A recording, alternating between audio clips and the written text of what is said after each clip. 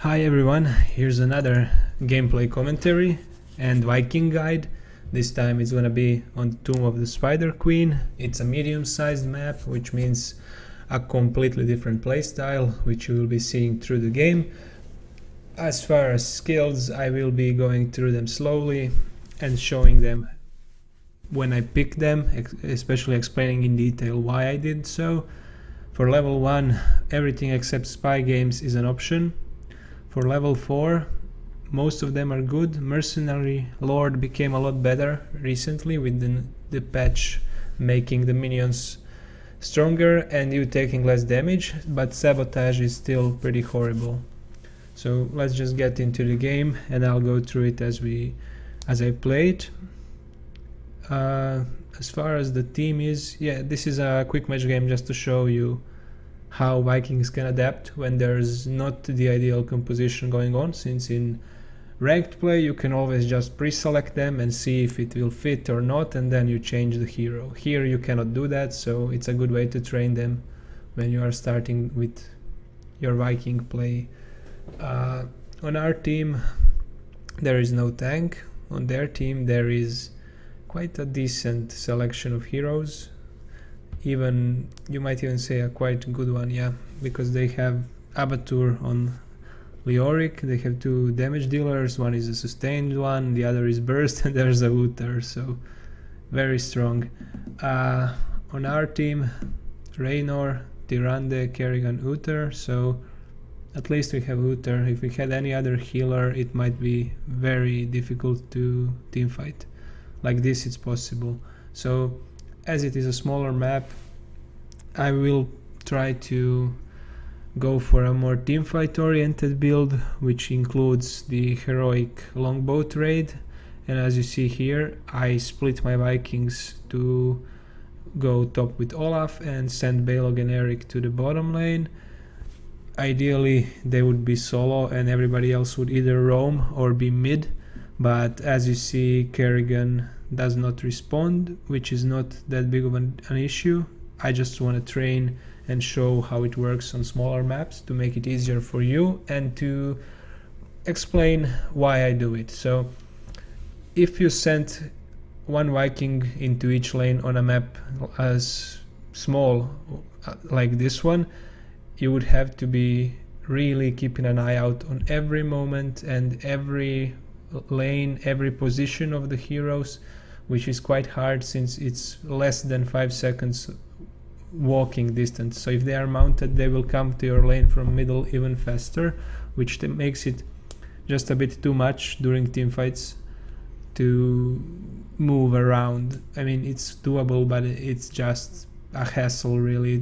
It's not a fun way to play them on this map. So you don't really do any damage to your team by just splitting them like this, because your team is soaking middle. So all you do when you are middle is just increase the number artificially by being there and getting some contribution on your stat bar, on the tab bar, but it doesn't really affect the game at all. So like this you are actually able to fend off their pushing, and even with Azagara it is still alright with Balog and Eric. So you can just keep killing their minions and pushing them or controlling the wave so it doesn't just keep hammering your towers completely. Top lane, Kerrigan could be roaming at this point, but if she wants to roam she would have to be bottom, so she's a bit too far to do that, so it's alright, does not matter. So again, positioning is very important. You don't need to go aggressive, you don't need to be in the front line even with Olaf. It doesn't help that much. They are not really that much stronger than minions at this point without any talents. So as you see, a small mistake and instantly one of them dies, but as long as one is there to soak or somebody of your team is there, there's no real penalty, as Vikings are pretty much just like Murky. If one dies, nothing much happened. For the rest of the game I'm gonna be trying to pick up as little of the gems as possible, as Vikings are not really the ideal hero to have trying to turn them in, but when you see that there's no other option, you have to do it, so you will be stacking up some of the gems. If you are alone with a Viking, you can barely ever turn in, as somebody who's bursty, like let's say a Zeratul or a Jaina, will just come and insta-kill you, which is horrible for you, as a solo Viking will never be able to turn in, simple as that. I try to help my teammate as much as I can. The hiders are really strong at this point, but as far as the game's current state is, there's not much else to do but just keep the wave neutral, and we are doing that pretty well. Zagara is one of the hardest heroes for you to push against, which is why I've changed my strategy from just one Viking in every lane against her to 2 Vikings, which is like you see here. So Balog and Eric would be the optimal choice against Zagara, and that is only if the map isn't a large one. A large map is something like Garden of Terror, like I described in the last video, but here it is perfectly okay for you to have 2 Vikings in one lane. It will help you with your gameplay, and it will help your team in the end, as they will not be taking early towers. So keep him in the bush. You can remove the Abatur mines with him as well, as he will regenerate pretty quickly. And sadly, there's no way, if you don't go spin to win, to clear Zagara's creep, except with burning Olaf. So keep that in mind. I'm not sure how I chose my talents here, but I'm pretty sure that I didn't pick it up. Maybe I did actually. Yeah, I should have. Nope, never mind. The reason I did this is when I was playing the game, I figured we need to push her back before she gets too out of control, so I just went with clear here, and that's alright.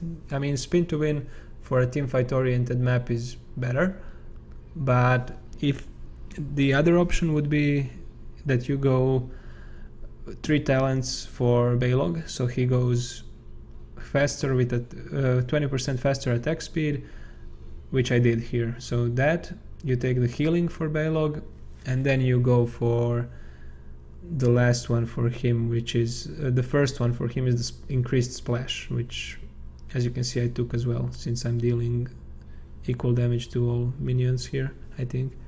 Okay, so keep your lanes soaked. As you see, nobody is top now, which is good for us. I can finally do what I should be doing, and that is helping my team. As you see, trying to turn in even with 2 Vikings, not an option when there's no help. So apart from not really being the ideal one to collect gems, they are really good on this map as well, and I will be showing you why later.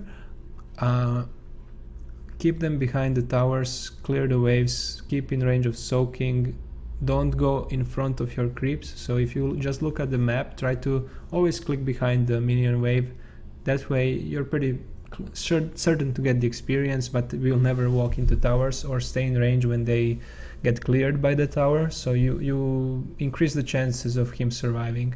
So that way, like I positioned now, he's pretty safe. So even if I tunnel vision or misclick him somewhere, there's still enough time to react, and he has some gems on him, so extra safe positioning should be required. This play is a mistake by me. I just went in a bad path, and that results in him just dying for no reason.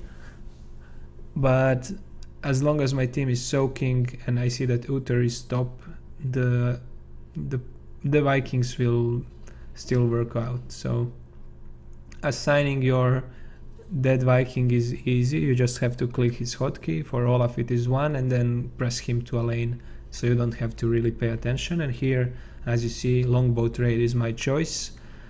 I explained before, this is a team fighting map, and any way you can help to win a team fight is great, and that heroic is extra useful when there are choke points and everything is pretty much very close and very hard to avoid.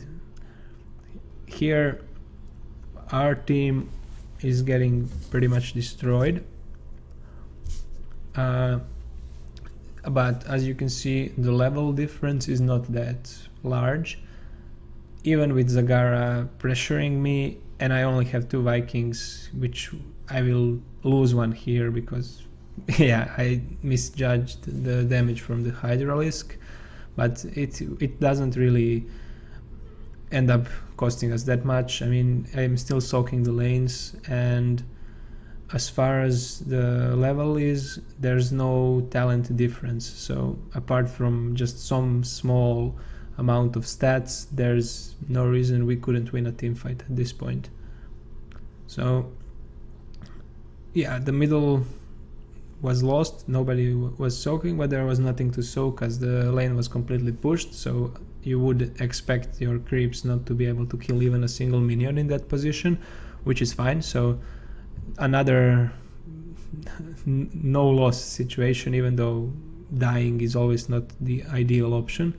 But sometimes when people just go for you, you're just losing 1 Viking. You can think about how it will affect your experience gain, and if it's not something that's hugely important, like reaching level 10 while a team fight is going on and your team is behind, then you can just try to escape, but you don't have to divide your full attention to that specific Viking, as there might be something else you can be doing at that point until you've trained enough to know everything and see everything and be able to react to everything, which is very hard, but it is a goal you can hope to achieve.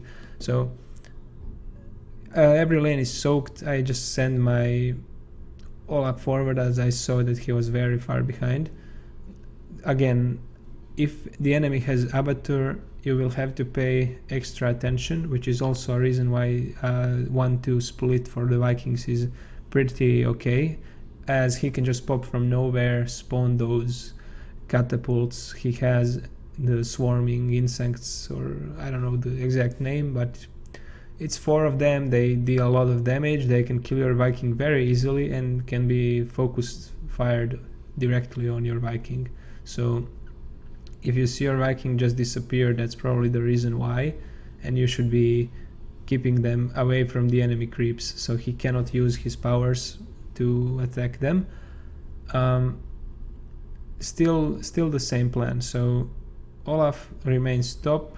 Here in this situation I grouped them for defending, but unfortunately this situation is not defendable. When there are web weavers going on and they have a healer and Zagara and you have 2 Vikings, you can deal some damage to reduce the duration, but you cannot really just kill it. So luckily I get some help. Even though we lost a fort, there is a kill there, and even though the game is not really in our favor, the experience gain is minimized, the difference is minimized. As you can see, it's still alright. We are not more than a level behind. If we were not soaking like this, I think this would be easily 2.5 to 3 levels difference. So when I see that there's not much pushing going on, there's no real reason not to go for neutral minions. I chose the hard camp here because I know I can take them with a little micro. You can just distribute the damage, but when you go for Balog's talents, you don't even have to do anything. You just send Balog and he's basically a very strong hero to do this. He will not take damage from all 4. He can just solo it, but I just wanted to be faster. So I try to keep the lanes soaked. At this point top is not soaked, but we will be fighting middle from the looks of it, so I keep my Vikings close. I just try to disrupt my enemy until I have them grouped up, and here I will pop my longbow trade in a pretty decent position as we are surrounding the enemy, and it can fire for the full duration basically. So as you can see, its range is very long. It will deal substantial damage over time, and the only little issue with it is if you click the enemy hero, it will not often move forward. So you need to keep an eye out on you don't have to click enemy heroes to attack, by the way, so you only need to pay attention that you click on empty spaces on the ground so it moves forward. If you don't, it will feel very clunky and it will not move at all, so you will miss out on damage that way. Your Q is pretty strong when you're in longboat form, right on the boat. It is, let's say, roughly 70% of a standard spell, so let's say around 400 damage at level 20 is what you can expect from it. I have not really paid attention, but it feels like it's already dealing more than 200 and it gets pretty strong later on. Yeah, for this fight I just went a bit too hard, but Jaina ended up dying, which is alright. Middle is getting pushed. I'm here to get some experience, and bottom is gonna be covered by Kerrigan. Since I only have one Viking, I was not able to send Eric to soak it, but not much experience was lost there. If you double click your movement to an object, a minion or a hero, and Olaf has his charge up, he will instantly do the body slam into that object like this. So double clicking will force him to do this. He will do this on heroes normally, but not on neutral objects, neutral minions or towers. He will not do that, but you can force him to do it if you need to move. So that's another trick you can use. I chose Nordic Attack Squad here for no reason. I just like the talent and I press it randomly. This game, it's pretty much useless. I could have gone for Burning Olaf. That would have helped me push. And here is another good example of where you can use your longbow trait to keep dealing damage through the fight. So constantly it's firing and constantly I am out of reach of the enemy and doing damage to them. So yeah, it's a lot of little incremental damage, but it goes really fast. So it is much like Tychus and his auto attack, but a lot more range and ease of use, basically, because you're safer. It hits enemies over walls. You don't have to really pay attention to what it's hitting. You will get the upgraded one that deals damage to 2 targets, which ends up always hitting some squishy. And here you see, this is what I meant. So as soon as you don't pay attention to your Vikings, something like that will happen with Avatar. In this case, I could have seen that from miles away, as those guys need to push and they will not just spawn instantly on the spot unless there's an Avatar next to them. So they spawn where he is and then they push the lane that's closest. So unfortunately I was not paying enough attention to not die there, but again, don't dwell on small mistakes like that. You are playing Vikings, you need to just keep an eye out that your team doesn't lose the experience. And as you see, slowly we just turn the game around. Basically, we just experience wise we get the lead by not doing too much. I mean, I did go into longboat form, which is a tremendous help in team fights when you're the only one that can basically deal constant damage. When people are moving through these chokes, like where the mist is coming out, nobody really just gets to deal their full damage for the duration except you. So that's a big advantage for Vikings on maps like this. Easy to deal your full damage through your ultimate, no matter how the fight goes. So you just stay over the walls. Barely any heroes can reach you that way, and if they want to, they need to use blink, and even if they reach you, you die, you still have 3 Vikings at full HP or whatever they were before the longboat. So dying losing the longboat before the end of its duration will not kill your Vikings, but you have to split them up after. So here I anticipated Zagara's heroic, so I didn't get caught as I did before, because she seemed to be targeting my Vikings quite often. Easy way to not get caught is also never to keep them clumped up like this, but I'm just demonstrating that you don't have to always have that on your mind. Just keep them in a proper position and you're good to go. So there was one more tip that I wanted to share with you. When you select a specific Viking and they are all pretty close to each other, let's say almost your screen distance, if they're in the middle of the screen, you can choose which Viking will get the longboat on him, so you can basically teleport Vikings to safety through this ability as well. So here again you see the reach and how easy it was to pick up running targets. So it ends up turning the fights around basically with how easy it is to use it. All you have to do is position properly and remember to use your Q when you can, and it ends up helping your team so much because you're pretty safe while you do it, and it's not really something that's expected of Vikings, which is to help your team in team fights that much. And even with a subpar team comp you can turn the game around. So as you see, the experience distribution is pretty okay. Since I used only 2 lanes, it's not gonna go triple my team or something like that, but it's still very substantial, and the damage is pretty close to Tyrande and Kerrigan, so pretty okay when you have to go like that. So even if you see your map is medium, you can pick Vikings and enjoy the fights. So that's a short guide on a medium map. Next up is coming, a small map is coming up, so that's going to be on Friday, and thank you for watching.